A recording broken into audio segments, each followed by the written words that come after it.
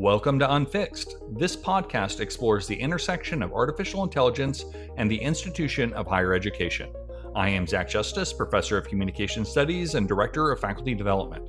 I am Nick Janos, Professor of Sociology. We are employees of Chico State and we will discuss some of our work, but this podcast is not affiliated with Chico State and the views expressed here are not representative of the university. Unfixed is just part of our portfolio. Check out our writing at meltsintoair.org and subscribe to our twice-a-month newsletter where we run down the top AI news stories and connect them to higher education. Nick, how are we doing today? I'm doing great, Zach. How are you? I am doing great. I'm really excited. We have a guest with us today, and I'm thrilled for you to introduce him and hear what we have to say. Yeah, absolutely. So we're welcoming Nicholas B. Dirks. He's the president and CEO of the New York Academy of Sciences, one of the oldest scientific organizations in the United States. Previously, Nick served as Chancellor of the University of California, Berkeley, and Executive VP and Dean of the Faculty for Arts and Sciences at Columbia University, where he was the Franz Boas Professor of Anthropology and History, a leading scholar of South Asia who has taught at Caltech and the University of Michigan, in addition to Columbia and Berkeley. He is the author of 8 books on subjects ranging from the caste system and the British Empire to the university. His most recent book is City of Intellect, The Uses and Abuses of the University. Nick, welcome to Unfixed. Great to be here. So that's just an aside. Your book sounds really interesting. We are an AI meets higher ed podcast, but the topic of free speech and politicization on university campuses is something really close to Zach and I. We talk about it a lot in our work, when we're hanging out. They're not really on today's agenda, but we might make you, or I ask you, not make you, to make those connections as we go forward, because I think that your experience leading, Berkeley, for example, is also important in the context of AI. So our work on our blog and podcast often gets really into the weeds of the university bureaucracy, from formal assessment and tenure and promotion policy, shared governance. But a solid thread that runs through our work is really re-examining the purpose and future of higher education itself.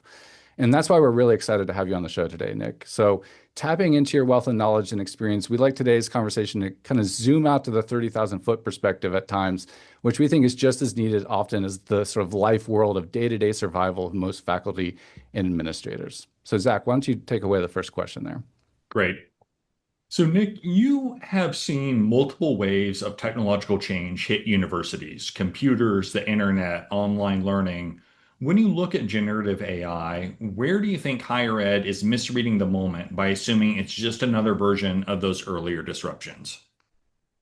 Well, thank you, Zach. Of course, the question you ask just kind of reminds me and perhaps listeners that been around for a long time. So I have seen a lot of these things, and in fact, was in graduate school and just finishing my dissertation when the computer became available, and I was very grateful for it to be so because I wrote a terribly long dissertation. It was 808 pages. Wow. And the last couple of versions I was able to do on a Unix frame computer at Caltech when I was an instructor in my first job, and it was great. It sure beat the Selectric typewriter that I had at home. So I greeted the first technological innovation with great enthusiasm. I didn't pay as much attention to the introduction of the calculator, although that was introduced in the early 1970s. And it only took 3 years for it ultimately to displace the slide rule, right? So, there were people who in the early 1970s were saying, I wasn't a math student, I was studying history and anthropology, but there were people saying, this is going to mean that no student is ever going to learn how to do basic arithmetic anymore. And it was, it was a source of a certain level of moral panic about education. And now we've heard this repeatedly as every new technology comes along and you just, gave a string of them. And I think, the interesting thing is that, we're used to now the kind of hype cycle, and we're used to the moral panic that goes along with it. because they tend to accompany every one of these moments of innovation and transformation. That being said, I've been thinking a lot about, is this just same old, same old? I mean, is AI another version of social media?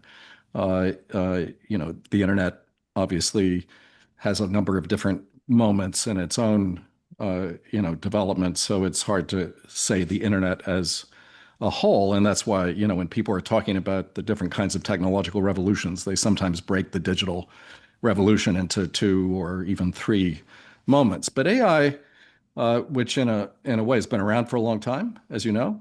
The word was coined in 1956 in a summer conference in Dartmouth, but it really is only after 2016 with AlphaGo, and then 2017 with AlphaFold, and then 2022 with ChatGPT 3 that we can no longer sort of just ignore it.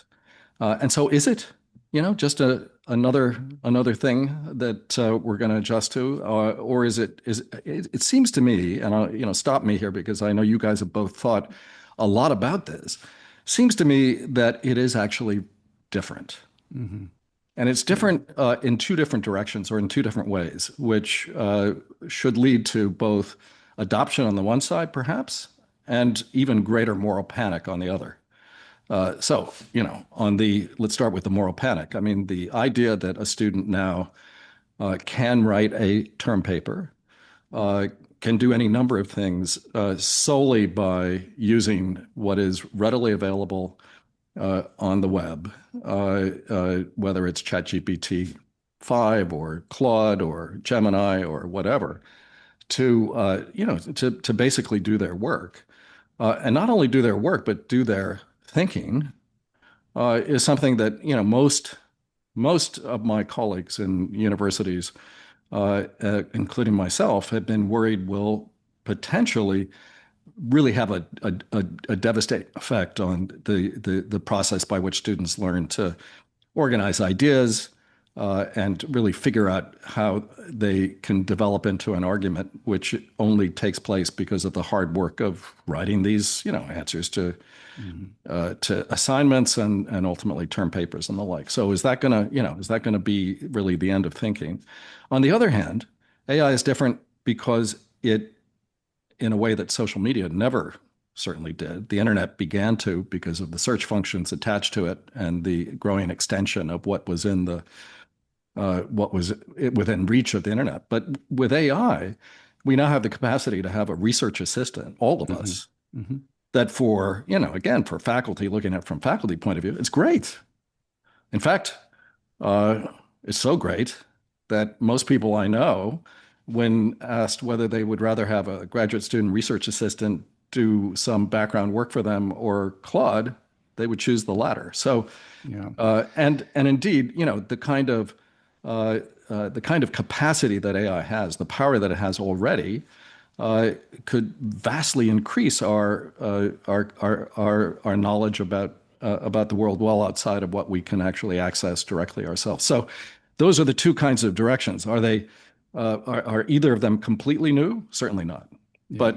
But I think it's a different moment, and it requires a different way of thinking on the part of universities and the professoriate. Yeah, thanks for that. So Nick has actually written about that for our blog piece about that assistant issue in particular, about the research assistant, and it's something that I think Nick and I both utilize pretty extensively, but it is you've primarily taught and been an administrator at research institutions where there is a sort of infinite supply of eager graduate students ready to do that sort of work. But Nick, I don't know if there's anything that you want to say to try and tie that together, but it seems like in my fortuitous piece, I went to Santa Cruz, as we were talking before the podcast, UC Santa Cruz for PhD, and I was studying under scholars who went to some of the biggest universities in the world, and I was their graduate assistant, their research assistant, their TA. But then I got here to Chico, California State University, Chico, and I had none of those same resources. And I looked around and, oh, there's like 10,000 of us in the CSU system who don't really have those same kind of resources as the research universities. So last year, I published that piece, Assistant for the Rest of Us, kind of going back to Steve Jobs's, idea that the Mac would be the sort of computer for the rest of us, that we could kind of democratize that. And in its best ways, I was trying to think through that idea that generative AI and AI can sort of democratize assistance, not just for faculty, but for lots of people, for doing lots of things in their lives. And that's kind of where I think that this split that you nicely distinguished between what we may call sort of like the moral panic or the doom side and the booster side is that it's really clear these technologies are useful, right? They're not useful, right? They're not the atomic bomb where it's just like, well, what do we do with it? It kills people. Or Edward Teller wanted to, make it, blow up mountains so we could build more things or whatever. But with AI, it really is useful. But it also, in other ways has a lot of consequences that might be socially, damaging. Yeah, we do have to. One of the things that Nick and I clocked early on was that there was this dismissal, and I think part of it was because we had just come out of a tech hype cycle around cryptocurrency and NFTs, and who knows, maybe those things will come back around at some point in terms of us perceiving those things as useful. But I think there was largely just sort of, well, this is just that, but again. But the point that Nick makes that like these things are useful. We're finding utility in our own lives and our own scholarship. It does sort of paint this a little bit differently. I think you're right, though. This does sort of, there are commonalities with different disruptions that we have had, but there are pieces about it that definitely feel different. I think the other thing, and this maybe is the social media era, but the environment that it's entering is also different than these other technological disruptions. And maybe it's just because it's faster, but we do seem to have a different relationship with technology than we have with these other moments of disruption. Yeah, well, indeed. I mean, the hype cycle, it really does keep, doing and producing some of the same kinds of expectations. And then they're almost always so exaggerated that they, the hopes or fears are kind of dashed before long. And yeah, you're right, absolutely right, in reminding us that it wasn't that long ago that blockchain and NFTs they're going to completely displace, art objects. They were going to, deal with every issue or concern about privacy. They were going to give us all, complete control over our own IP. And of course, here we are, worried about IP, worried about privacy, Right. and nobody's really buying NFTs anymore at the extortionate prices that were set for them, when they were first new. But I was thinking about what's the difference between AI even and social media, leaving aside blockchain or leaving aside the dot-com boom, which was also full of hype for other kinds of reasons and in other kinds of ways. I mean, social media, again, it's associated with the internet, so it's only possible to use with the internet. And the internet did have search, as I was saying, but social media produces, a real challenge to the attention economy. Mm-hmm. And as educators, we felt that we were competing with social media. And when students, for whatever reason, have open a laptop in a classroom, you don't know if they're doing their Facebook page or if they're actually looking at notes. Now, you don't know if they're, actually when they're responding to a question on Aristotle, reading something about eudaimonia on ChatGPT off their laptop that they just got from, consulting AI, and it's a different thing, right? But that question that I was raising before about, will it for people who have been had gotten to a certain point in their intellectual maturity, it's an assistant. Mm-hmm. But is it going to become not just a tool, but a crutch that is going to ultimately make it impossible to walk? Right. And we're thinking about this, and not just in education. And you guys have, I'm sure, been following. We're all following the kind of worry about entry-level jobs in Yeah, fields we like write a lot about consulting that. and finance and in the law. And people are writing papers about the fact that it's going to be very hard for, say, lawyers to get the kind of basic knowledge they need from the basic training they get when they are first hired out of law school and do all this drudgery that is going to be actually done by AI. Now, it's great to think of AI doing drudgery, but it's like, when you go to the gym, you still have to do the drudgery before you can start, deadlifting or whatever you're working up towards, or That's you can't Zach's run a favorite metaphor. marathon. Yeah. He Is that does a right? lot I'm of sorry. lifting in real life, but that's his favorite, one of his favorite metaphors there. Okay. Yeah, the Well, I think I stole that from Kevin Roos, the New York Times reporter, who on Hard Fork one time asked, is this a forklifting task or a weightlifting task? Is this Okay. a task to build capacity, or is this just like you said, the drudgery? And maybe we'll find out a couple years from now that the drudgery was important in ways that we didn't realize, but that's something we're discovering in real time. Nick, I want to make sure we get to this next question because I think Yeah. it ties in about the rate Okay. of change on campuses. So why don't Yeah. you take it? So yeah, there's a lot of debate right now about whether universities are moving too slowly on AI, and this is something that Zach and I have been saying for years now that these are very slow, small C conservative institutions, but also debate about, or maybe they're acting too or moving too quickly in the wrong ways. So from where you sit, where are institutions getting it wrong, and where would a more productive response, what would that look like? yeah. Well, look, I think a lot of institutions are beginning to take AI pretty seriously. And, I keep hearing and reading that universities are appointing, the AI person, the associate provost for AI. And some of them I've met, and some of them are doing great work. Uh, and uh, and yet, the most recent conversation I had with someone at a university I won't name uh, to protect the identity of who I'm talking about, but the most recent one was just somebody who was just full of worry about AI, so much so that the kind of advice that he seemed to be giving to the university was to keep it out of the classroom as much as possible. And that struck me as, both problematic because, of course, you can't keep this at Hmm. bay, but also because, not only will you fail if that's what you're going to try to do, you're going to possibly really get behind in thinking proactively, productively, and creatively about how AI can be used.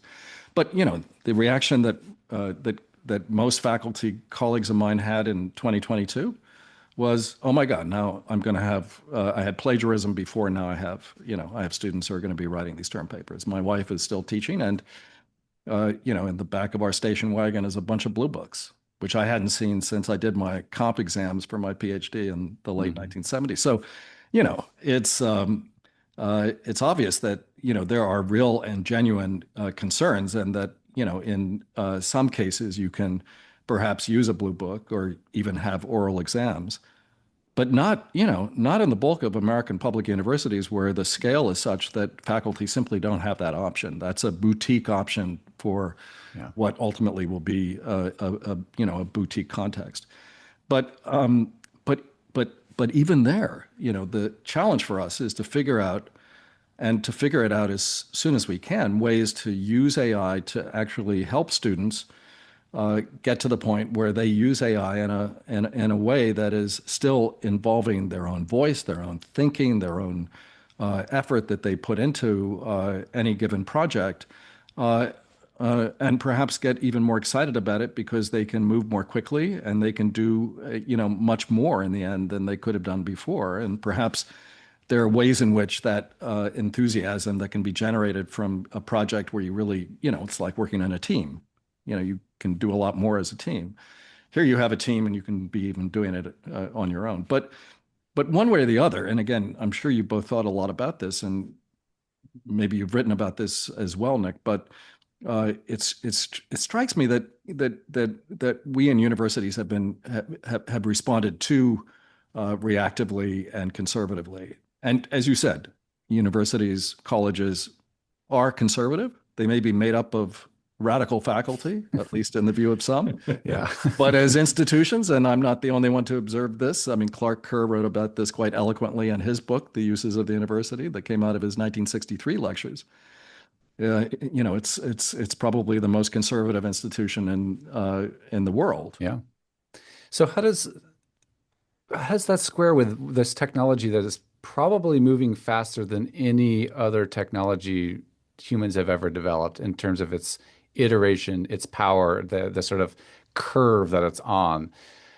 You know, and especially here, we're a shared governance model, but we are also a unionized faculty. So there's these real slow-moving forces. Right.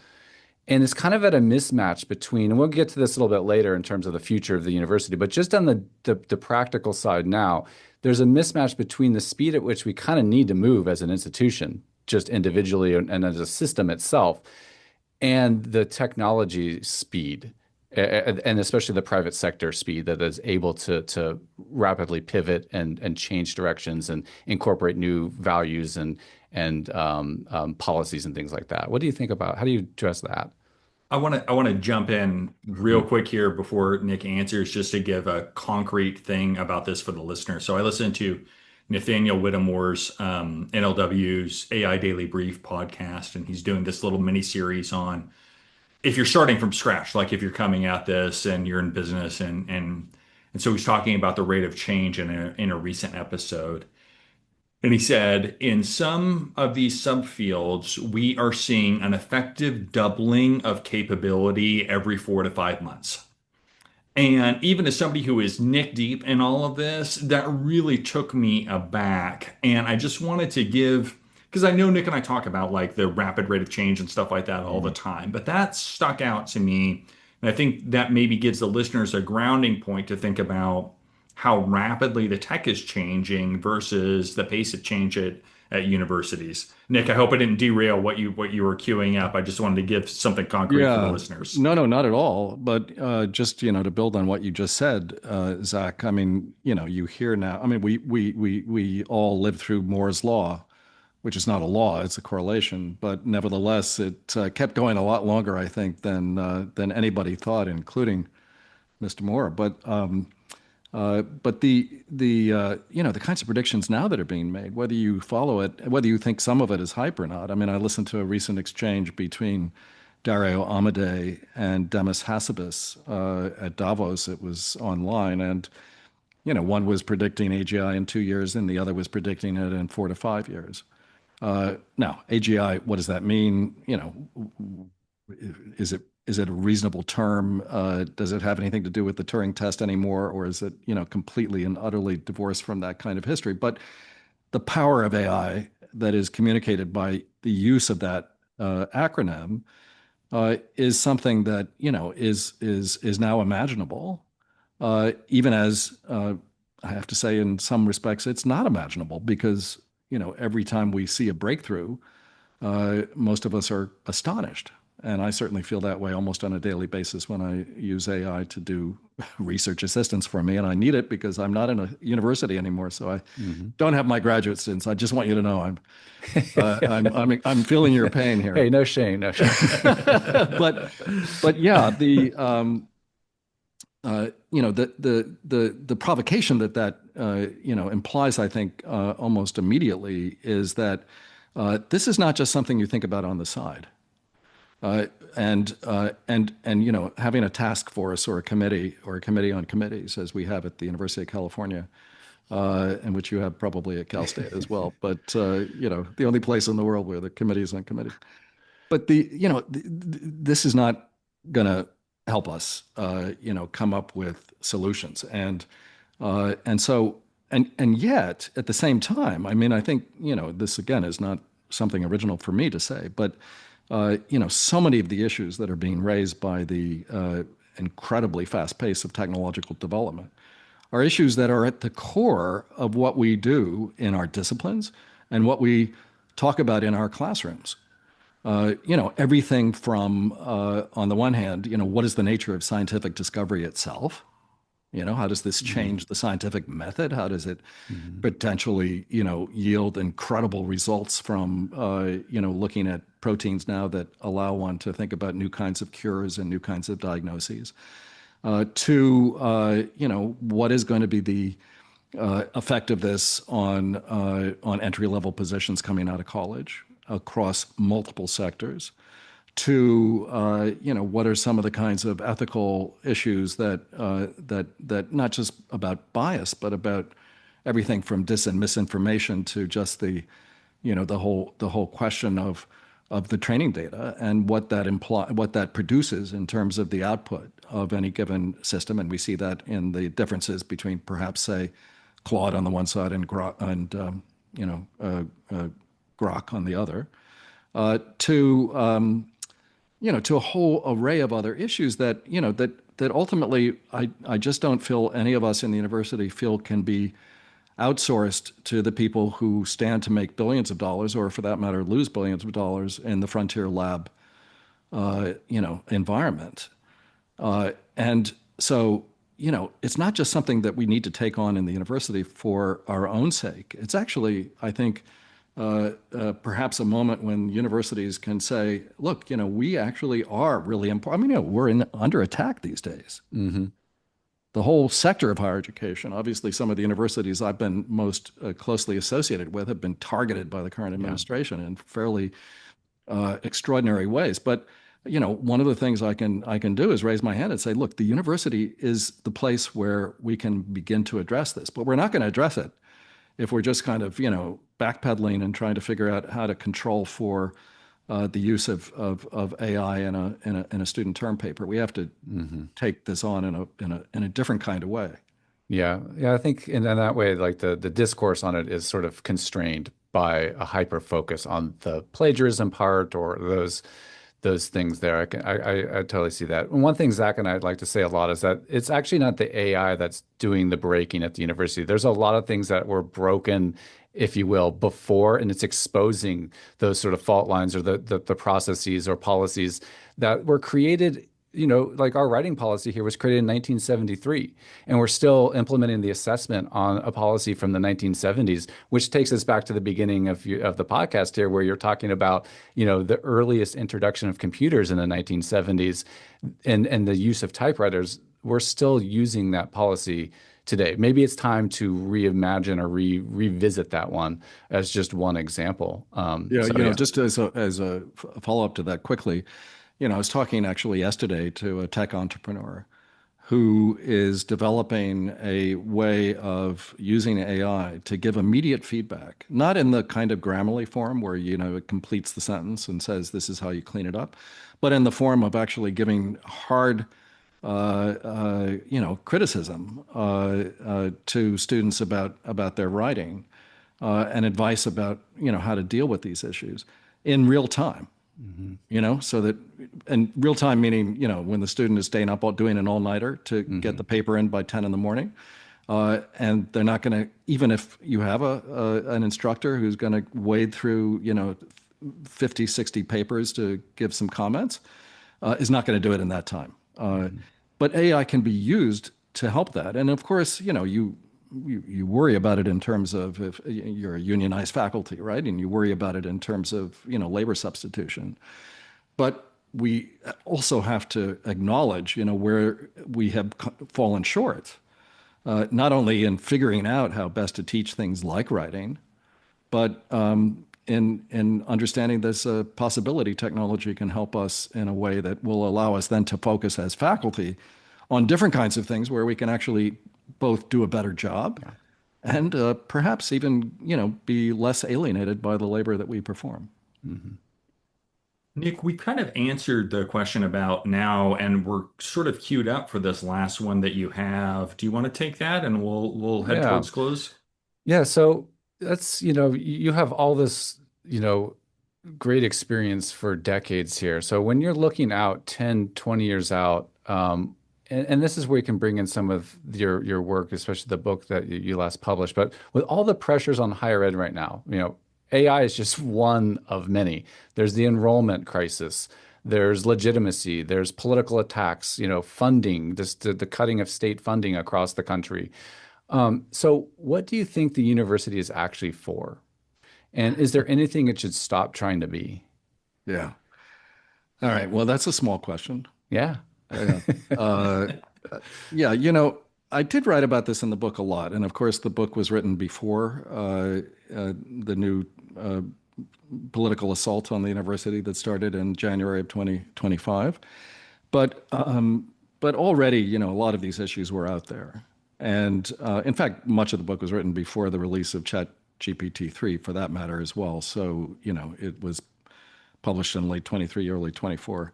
So I feel like, I was seeing a lot of these things, even before the things we're talking about today as the kind of, the break moments for the university. And I was thinking a lot about the fact that, universities want to be all things to all people. We get criticized all the time, people like me in administration, for administrative bloat. And there are numbers that were hard to defend, even if I did know how to defend them, because of course we didn't hire administrators just to hire them.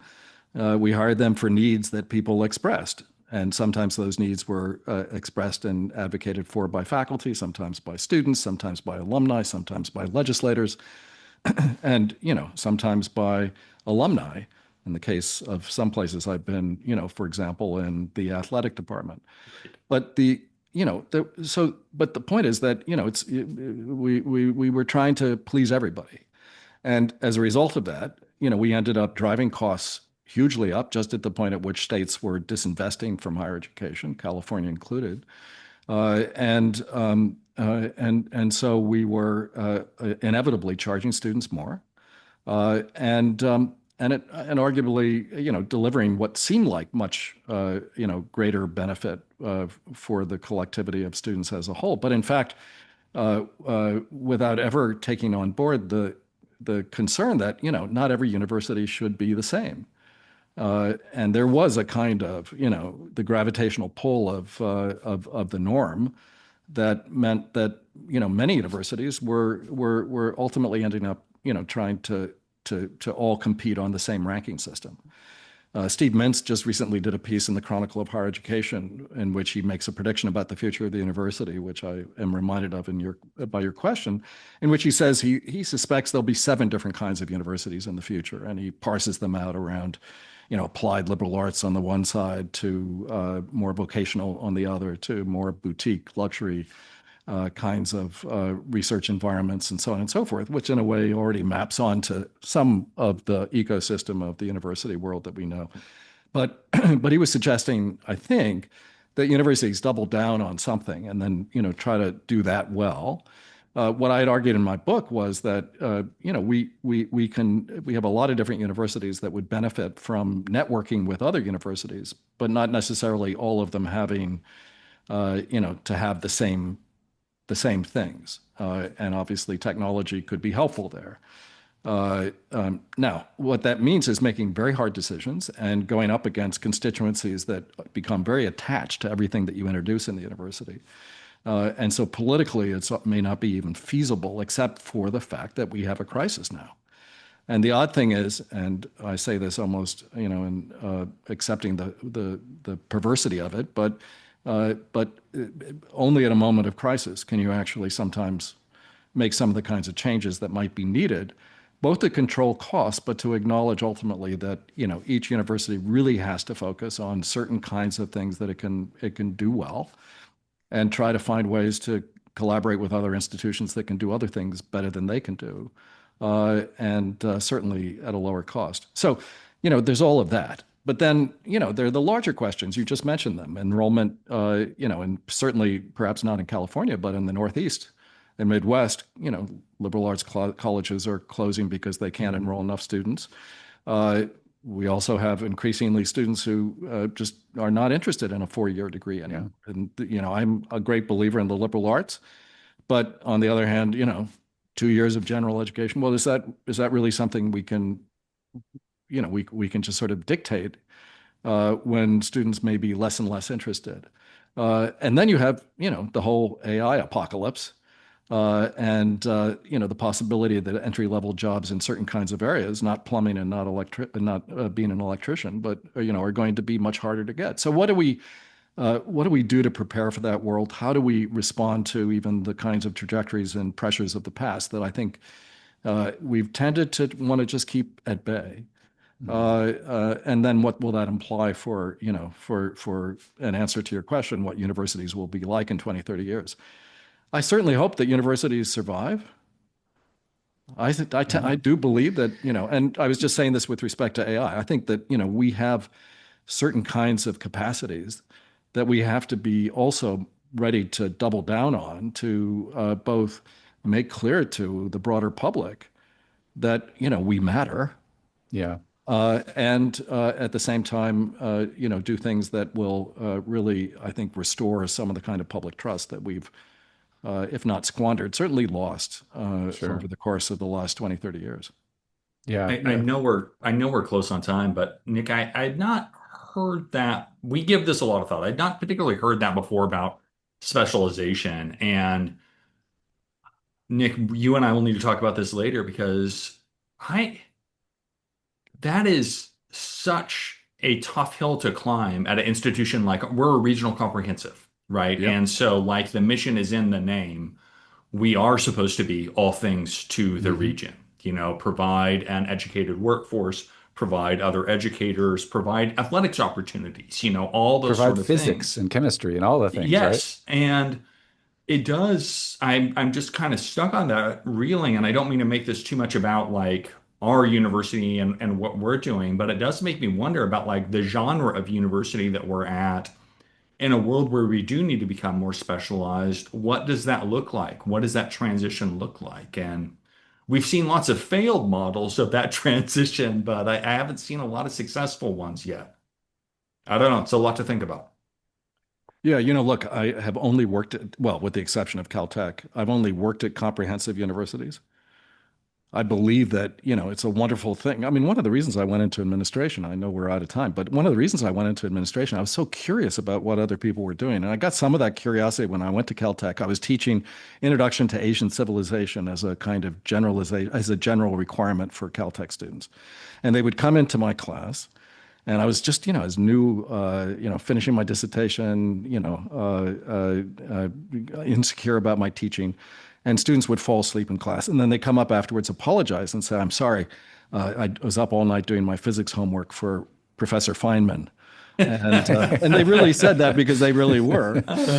And I thought, okay, well, I guess, I'm in the back seat here. But I say that because, the point is that those students would go there for, a very specific set of course. Of things. And if anybody came to my office hours, it was because they decided they wanted to major in history and they would have to transfer to another institution. And they did. They couldn't even admit to their fellow students they weren't going to do it. All right. So it was a long time ago, a different kind of a situation to be sure. But I began thinking then, well, okay, that's Caltech. And, there are other places out there where the student can have a great time doing history and they can move from one place to another.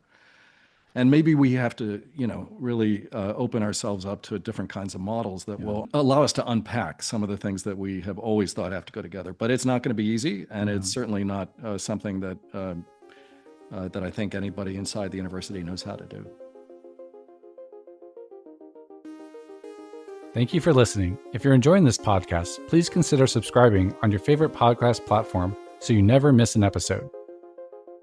You can find our writing on meltsintoair.org and on LinkedIn, Zach Justice and Nick Janos. Find these links and more in the show notes. If you have feedback or want to share an idea, email us at unfixed@meltsintoair.org. Thank you to Jamie Gunderson for producing and editing the show.